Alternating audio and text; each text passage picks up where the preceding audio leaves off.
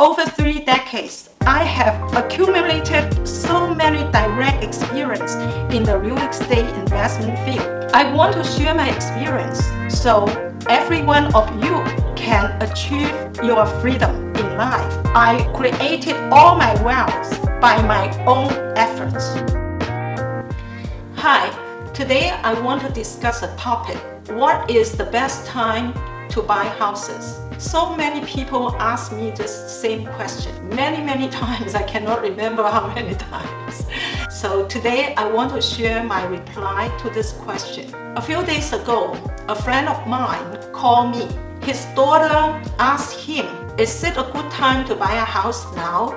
I want to buy a house, but interest rate is increasing and increasing pretty fast. I saw some houses, then just in a few days, they were sold. It sold very fast. My friend told his daughter, don't worry, don't hurry, no hurry, just wait a while. When he told me about this conversation between him and his daughter, I asked him over the phone, what is considered hurry?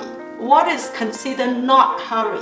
How long you want your daughter to wait? 1 month, 2 months, 1 year, 2 years, or even longer? He couldn't answer my question because he didn't even know what is considered hurry, what is not considered hurry. A lot of people are like him. This is the common problem for many investors or home buyers. The common problem is procrastination.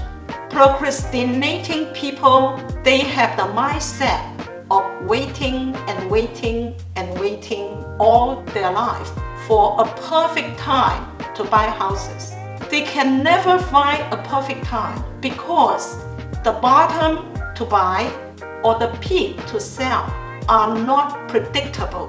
Waiting to buy a house is just like waiting to get in a bus at the bus station. If the bus comes, there is seat for you. If you don't get in, other people will get in. You might say, well, there is another bus coming. Yes, you are right. There is always another bus coming. But when another bus comes, you have the same mindset. You might tell yourself to wait for the next one. You wait and you wait until the end of your life. You no longer need a bus, but the next bus is still coming for other people. My opinion of the best time to buy is if you are financially ready. That means you have the down payment or you can obtain a loan to buy a house. That is the perfect time, the best time to buy a house.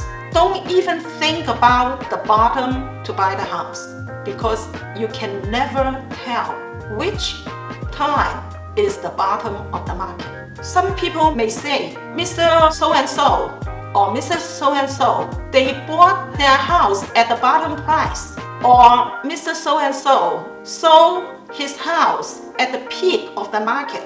That is coincidence.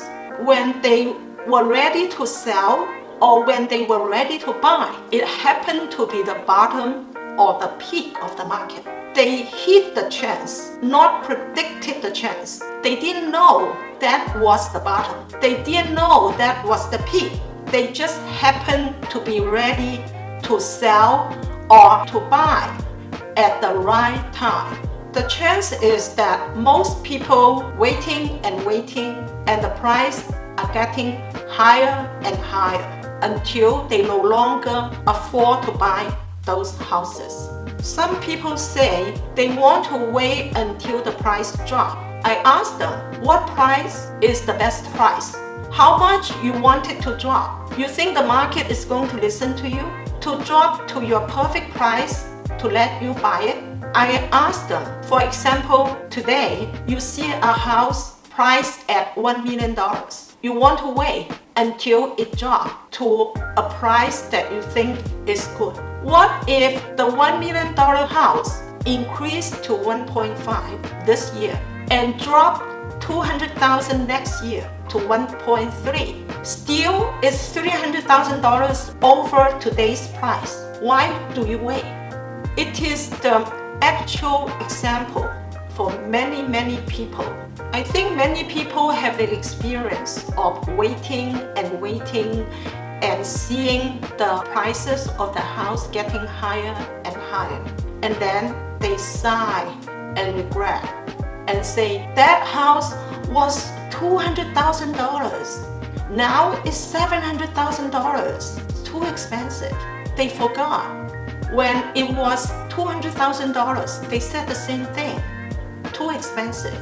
In no time, a few years later, they look back. That $200,000 house has already up to 1.2 million. And I also ask those people who complain and regret, if you don't make up your mind, if you never dare to make a deal, you wait all your life for the perfect time, and the perfect time will never come. My brother is a typical representative of this procrastinating people.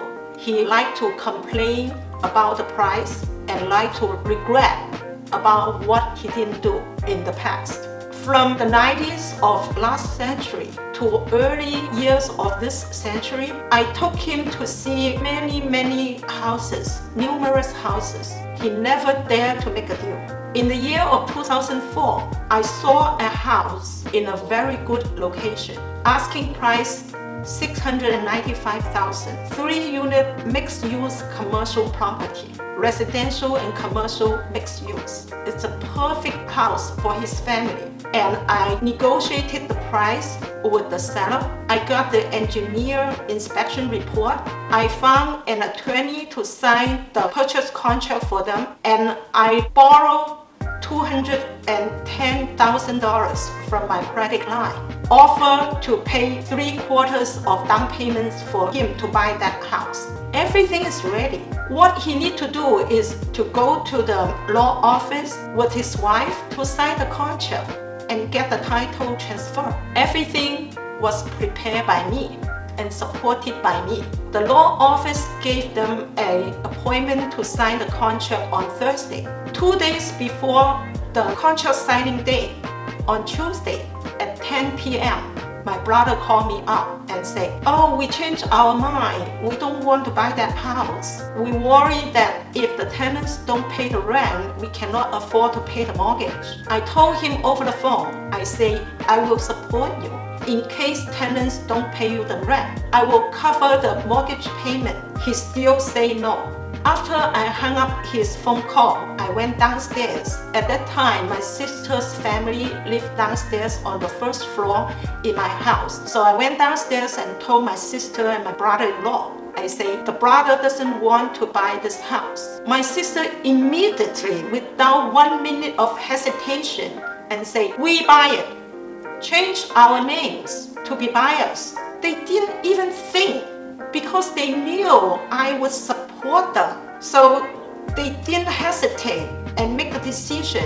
On the following day, I called up the attorney who prepared the purchase contract to change the buyer's name from my brother and my sister-in-law to my sister and my brother-in-law. In order to have time to do like a credit check and all those kinds of preparations, the law office gave another contract signing appointment for the following Thursday. Exactly 2 days before the contract signing day, on Tuesday, my brother called me up and said, oh, we changed our mind again. We want to buy that property. Then after the conversation with my brother over the phone, I went downstairs to tell my sister and my brother-in-law. My sister said it's fine because they already been here in the United States for over 20 years. They should buy first. At that time, my sister and brother-in-law came to the United States for less than 2 years. They didn't have much money,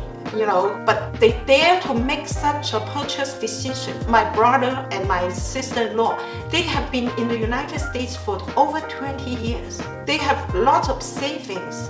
They just dare not make a decision. They dare not get into any deal. My sister said okay, but my brother-in-law was angry. So there was an argument between my brother-in-law and my sister. My brother-in-law said they gave up before we pick this up.